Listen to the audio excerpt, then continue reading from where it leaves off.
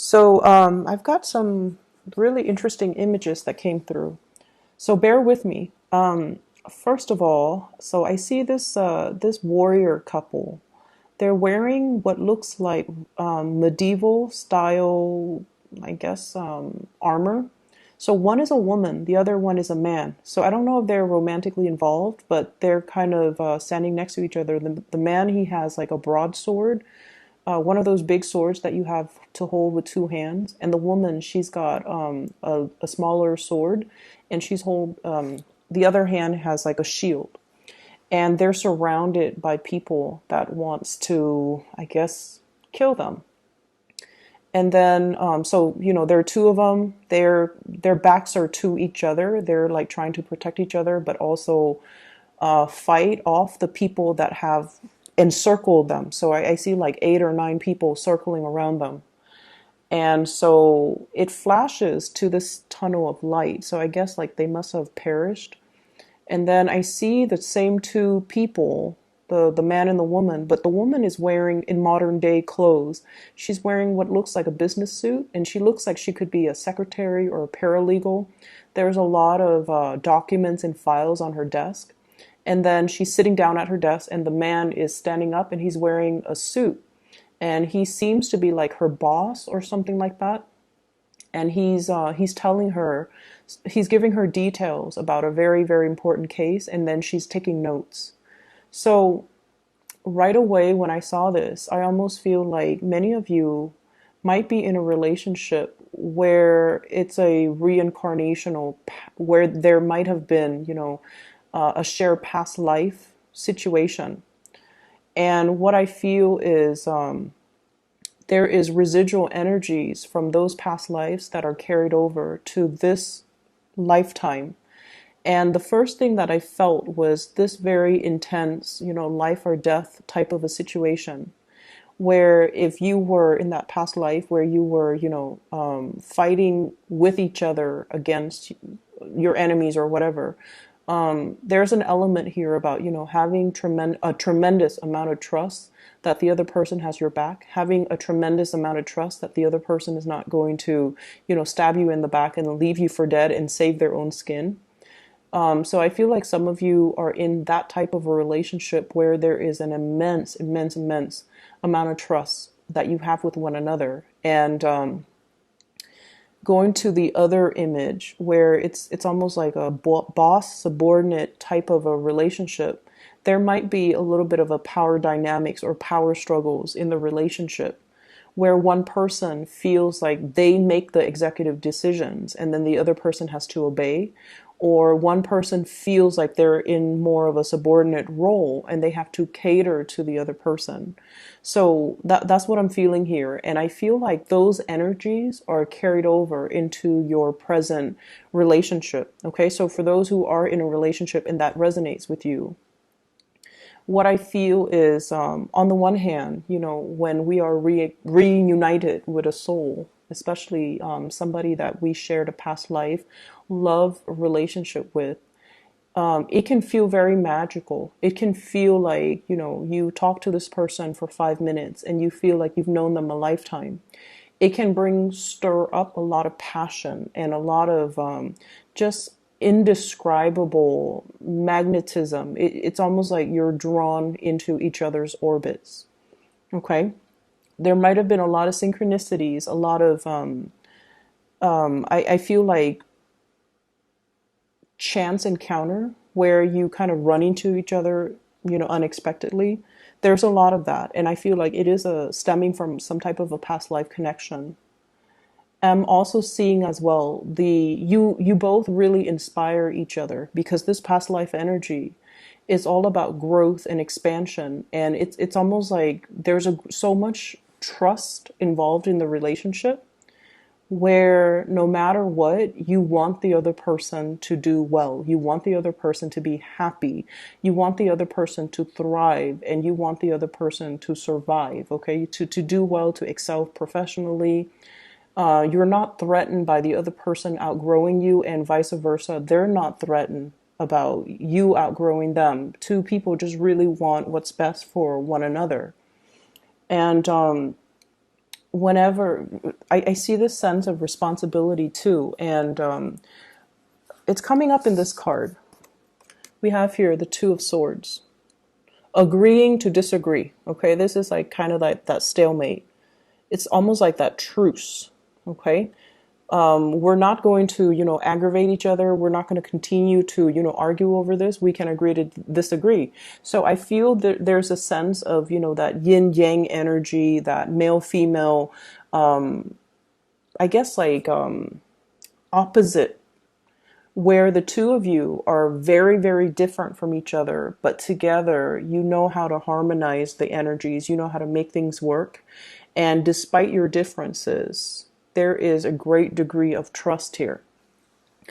The reason I brought that up is because those images came out really strongly. And I feel for some of you, even if it's not a love, work, relationship partner, I feel like you're having some type of a chance encounter with somebody that you've known before in a previous lifetime, where you really needed to depend on each other in order to survive. And no matter what, there was so much trust and faith and like that sense of personal responsibility to one another. So it's like a very beautiful type of an energy. But at the same time, past life energies can keep us very stuck, okay? Ways of doing, patterns of behaving, all of those things can be a little bit restrictive. That's what I'm sensing. So breaking away from that, and a lot of people do past life regression so that they know what challenges they face in their past life and how that has really affected them in this lifetime, or how that has created very it's almost like unexplained phobias or unexplained fears or cycles of behaving, so that they can break those cycles. So I feel like this past life snippet that I'm seeing is hopefully allowing some of you to kind of leave it in the past and try to move forward, okay? And what's coming out very strongly for me is it's almost like, if you are in that lifetime where you're fighting off like 8 other people, you're not in that survival mode, fight or flight mode anymore. And so you have to kind of be strategic about using the resources that are around you in order to make the situation a little bit more harmonious. Okay? So that's what I'm getting. What's coming in for you, especially for, this month?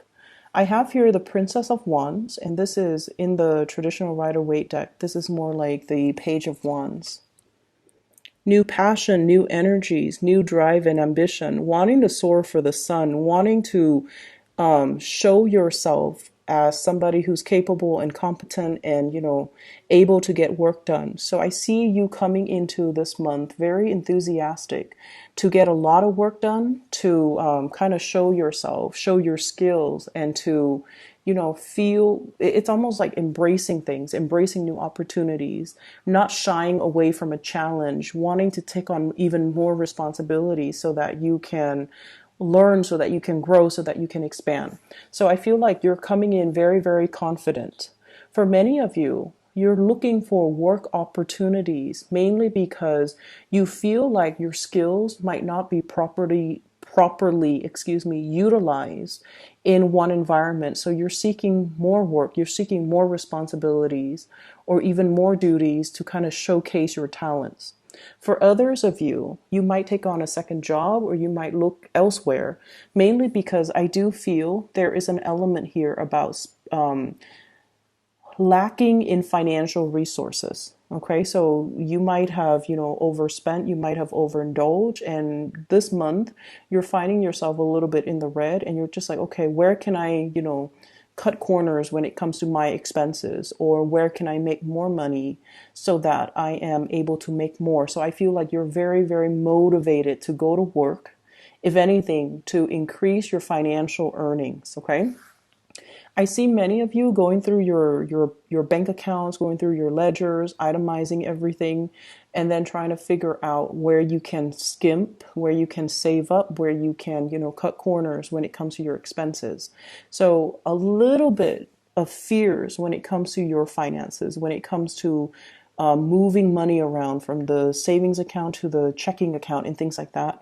I see a lot of that coming in for this month, and I see you itemizing to figure out, if, for example, if you're contemplating a move, how much is that going to cost? How much is it going to cost for a new house, a new apartment, and especially to renovate or even to arrange, I'm seeing, and also like buy new furniture. So I feel like you're itemizing everything. You're putting things up for sale. You're cleaning and decluttering your environment. There's a little bit of stress coming through for this month. I feel like there's a lot of electronic communication coming back and forth. So I feel many of you are putting things up for sale, or you are doing something where you're selling things electronically and you have a lot of buyers. Okay. So like they're coming in and asking you, like possibly even reducing the price. Can you, rather than, so for example, if you're selling something for $50, they're like, can you give it to me for $40? So there's this constant back and forth. And I feel like you can, kind of put your foot down just to save yourself, the emotional anguish. Just put your foot down and say, oh, I'm sorry, whatever price I listed, that's the final price. I'm very sorry about that. So that's what I see. I feel like people are bargaining with you, but they're not doing it face to face. They're doing it through emails. And it just seems like it's a drawn out process. So they would ask you a question, and it's not until the next day that you respond to them. And then the next day they respond to you. So it feels like it drags on for more than a week when you just want to get these items out of your space. That's what I'm feeling here. So I see a lot of cleaning up, decluttering, which is good. I feel like it's going to put much needed, resources back in your pocket. So traveling light, decluttering your environment, cleaning things up, I feel like it's going to be very fruitful. Okay. What I also have as well, this is the Nine of Cups. Okay. This is a card about emotional fulfillment, getting your wishes met. And when I saw this cup, you know how I don't know. I don't know how to describe this, but you know how some people, they arrange, like for New Year's, for example, or like at a wedding, they arrange all the champagne glasses almost in a pyramid, and then they pour the champagne from the top cup, and then it trickles down to all the other ones. That's what I'm feeling. And Aquarius, one of the habits that you have is in order for you to feel completely happy, you feel like everything has to be perfect. Everything, like it's almost like I can only be happy if all of my ducks are in a row. I can only be happy if all the areas of my life are perfectly balanced. Okay. So work has to be perfect. I have to love my job. My relationship has to be perfect. On top of the work being perfect, I have to be with my soulmate. And then on top of work and my love life being perfect, I have to have like, groups of friends or, group associations that are really emotionally fulfilling. And then on top of that, family situation has to be perfect. So everything in your life you feel like has to be at its best in order for you to say, I'm happy. And I feel like there's a little bit of a fallacy when we look at things in that way. It makes us too perfectionistic. It it's almost like putting a lot of unnecessary pressure on yourself to make sure that everything in your life is stable and perfect, and just, everything is in its place, rather than really enjoying the imperfections, and rather than just enjoying the moments of happiness as they come in. So I see almost this obsessive need from your end, not only to control things, Four of Pentacles, it's the Miser card, but also you're trying so hard to exact perfection in all areas of your life, and you're not giving yourself a break. You're trying so hard to be everything to everybody, and you're not giving yourself the time to just be you. You're measuring, I guess, like your ideals of happiness as being, this total state of completion where everything is neat and orderly and perfect. And you're putting a lot of unnecessary pressure on yourself. I feel like many of you have become aware of this, and you're shifting to a place where you are more welcoming when it comes to, the organized chaos. Like you're welcoming it, and you're okay with that. And so what I feel in terms of this spread overall, when it comes to your advice, is this is a square, right? It is very, very stable. But at the same time, it's a little bit rigid. It's a little bit uninspiring. So they're trying to shift you away from this and to allow this change to happen in your life. A change that is a little bit more open-ended, change that is also a little bit more like organic. Okay? So not seeing things as this four corners and everything has to have a place, and it's building things up like one by one, and needing to itemize everything. They're telling you to kind of allow the process to organically unfold and to work from a space where you're, I want to say, allowing the universe, I guess, to take over. What I really like about this card, and this symbol of Jupiter. Jupiter is the planet of luck and expansion, okay? And so you're being helped along the way, and is to kind of allow you to take a step back, not try to control everything, and just let things unfold in a timely manner, okay? In a timely manner that is divinely guided, okay? So aside from that, the other thing that I'm picking up here is let's talk about the relationship partner or whoever it is that is heavily on your mind that you are thinking about. We have here the Eight of Wands. This is a very non-traditional deck, okay? And what I feel is, for some of you, the Eight of Wands is, the fast, swift communication. In this deck, the energy is a little bit different. You're dealing with somebody who communication between you and this person can be a little bit contentious and can be a little bit jarring. Going to back to what I mentioned before about, the situation where the two of you might not really see eye to eye on many, many things. The two of you as well, and I do see as well, a lot of people in same-sex relationships in this spread as well. And despite being the same gender, there are just a lot of differences between the two of you, where you might have different cultural upbringing. You might have different religious beliefs. You might even have different ways in which you look at relationships and parenting. And, one person might want children, the other person might not. One person is a homebody, the other person is very adventurous.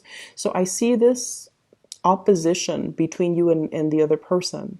But for whatever reason, the two of you have very similar values. Okay? And that's what's weird about it, because let's say a value of yours, Aquarius, is, let's just say, for many of you at least, okay, it's almost like doing things to the best of your capabilities, okay? The person that you're dealing with, they have the same values as well. And because of that, on a values basis, things work out well, despite all the differences. Okay, and then let's just say another value of yours is, working really, really hard. Okay, so for example, if your boss gives you an assignment and they're like, I need this by the end of the day, even if you have to, stay very, very late in order to get it done, once you tell somebody you're going to get it done by the end of the day, you're going to get it done. So even if you have to stay behind, you still will do it. And you even if you can, finish it by like 5 p.m., close of business day.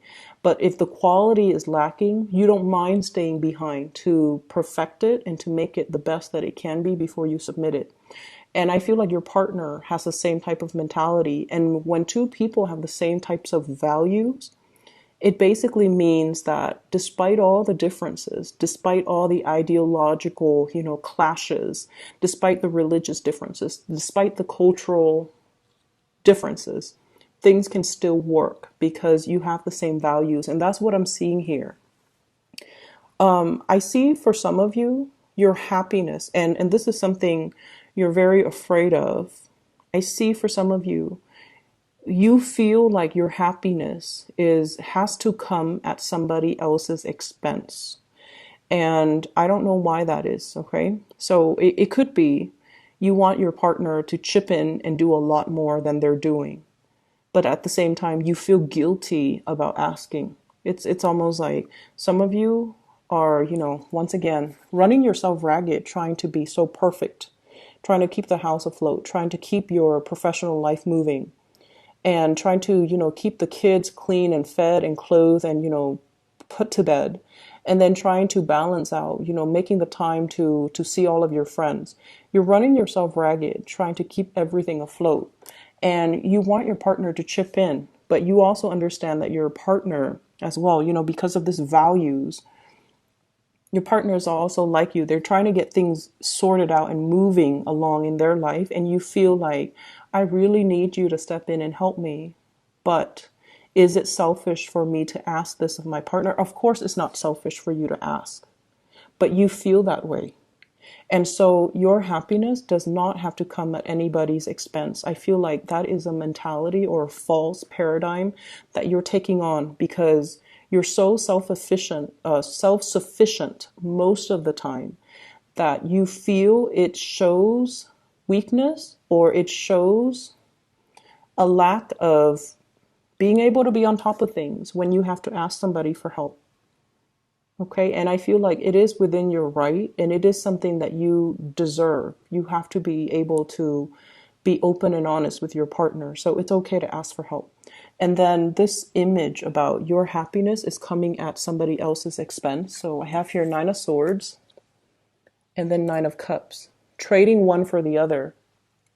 Some of you might be in a relationship with somebody who is already in another relationship. And if they were to leave that person in order to be with you, because like I said, there's some type of a past life energy here. It is really, really strong. So they're feeling this draw or this really magnetic, almost like electrifying lightning bolts. Okay. Electrifying pull towards you.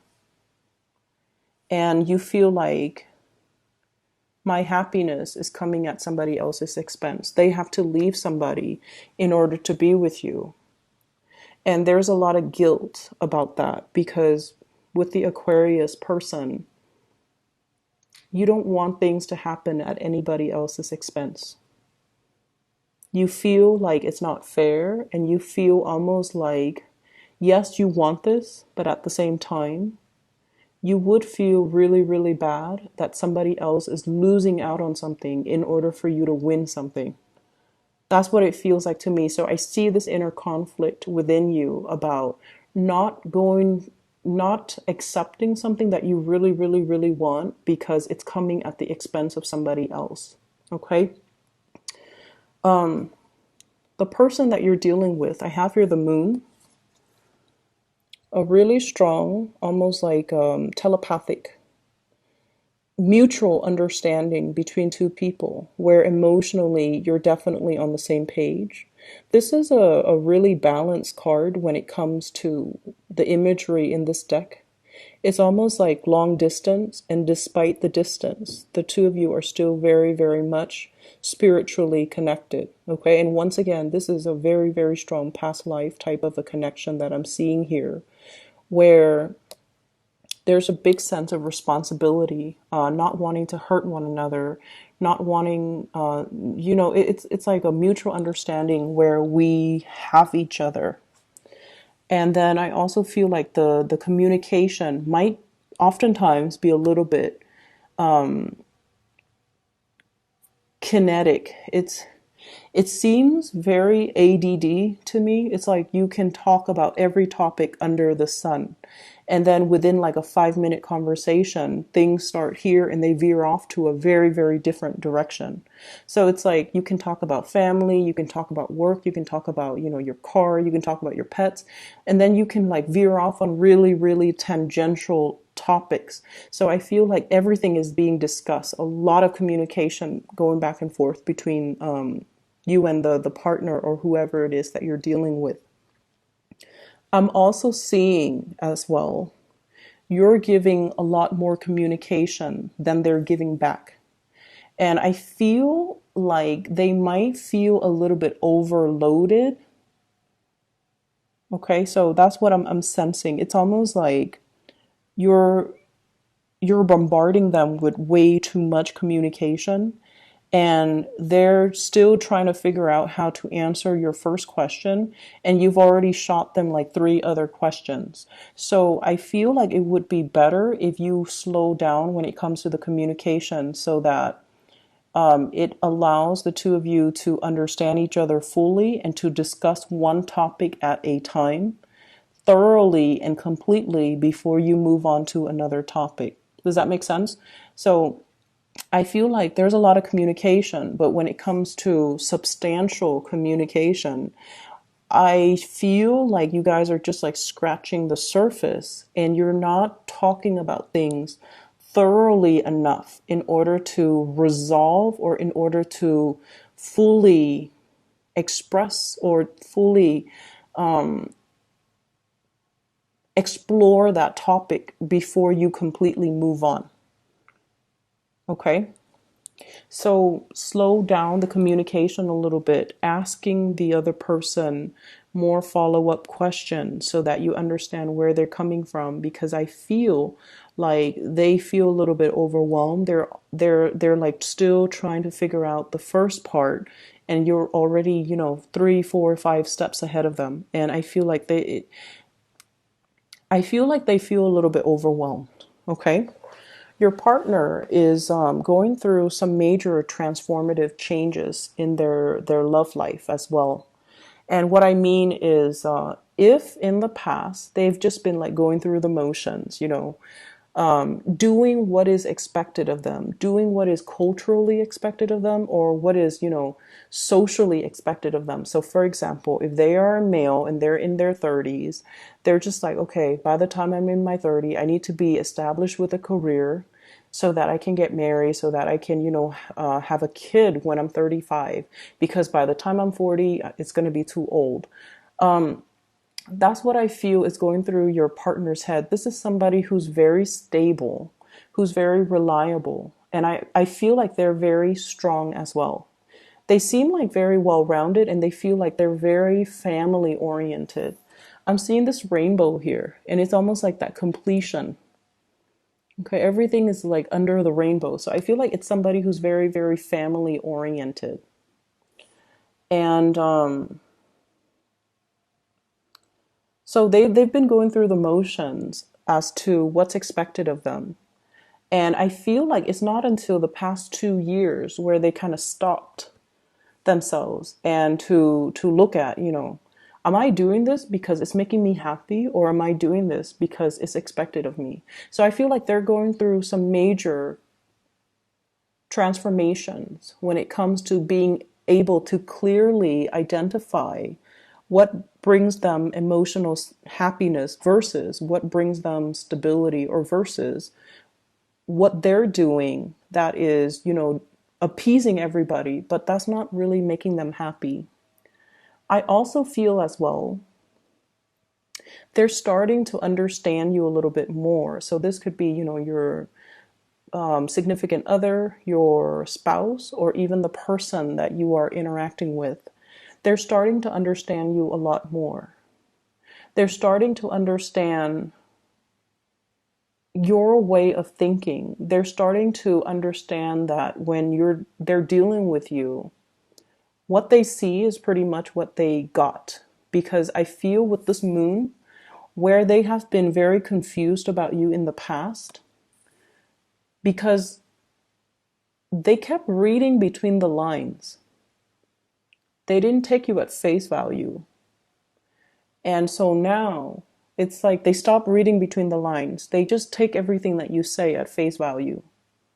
And I feel like they're starting to get it. They're starting to have like a much better understanding of you. And they're starting to feel as if, I don't have to fear this person. So if in the past their guard has been up about you, if they've been blocking you or guarding, like, putting up their walls or just doing whatever it is that to kind of defend themselves against you for whatever reason. Maybe they're overwhelmed, or maybe they're afraid of the connection as well. Maybe they're afraid of the responsibilities in the relationship.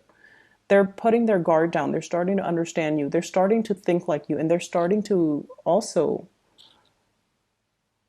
I feel like, you're bringing in awareness, or you're bringing a lot of ideas or ways of doing that they are welcoming. So I see them kind of absorbing your energy a little bit, which I feel is really good, because once they start doing that, Aquarius people are really hard to understand, but I feel like you have a partner or somebody here that is starting to really understand you, and they're kind of absorbing your energy, and that will allow them to understand you a lot more. Okay? So that's what I'm feeling here. There's going to be a lot of communication. There are a lot of changes that are happening in their lives.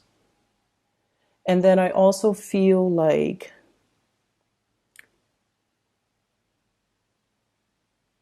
whatever has been troublesome or problematic about the communication in the past, now there is some type of it's almost like a peace offering here.